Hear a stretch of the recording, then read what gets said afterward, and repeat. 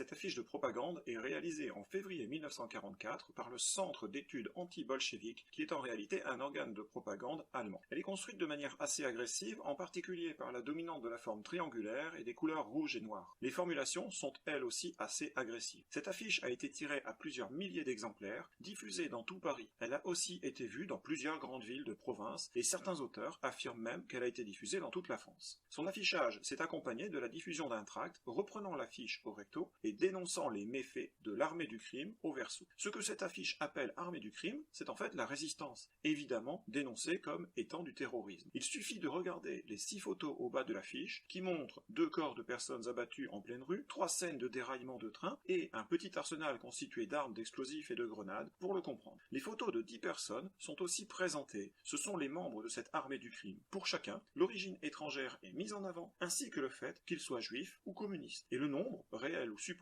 d'attentats et de victimes dont il est responsable. Manouchian, quant à lui, est qualifié de chef de bande, ce qui le rattache encore un peu plus à la délinquance. En 1924, la MOI, main-d'œuvre immigrée, est une section créée au sein de la CGT. Cette section servait de réseau d'entraide pour les étrangers, qui sont plus de 2 millions en France en 1939. Avec l'occupation, la MOI recrute des résistants qui prennent part dès l'été 1941 aux actions armées de la résistance communiste. La MOI parisienne multiplie les actions de sabotage et les opérations contre l'occupant et contre les collaborateurs. Ses membres sont très recherchés par les forces de répression, plus encore après septembre 1943, date à laquelle le responsable du STO, service du travail obligatoire en France, est assassiné. Plusieurs dizaines d'arrestations ont lieu à la fin de l'année 1943, le plus souvent grâce à des dénonciations. Le 19 février 1944, 23 résistants membres des FTP-MOI, francs-tireurs et partisans main-d'œuvre immigrée, sont jugés de manière expéditive par une cour martiale allemande. 22 sont fusillés le 21 février au Mont Valérien. La seule femme du groupe est décapitée à Stuttgart, en Allemagne, le même jour. On parle souvent,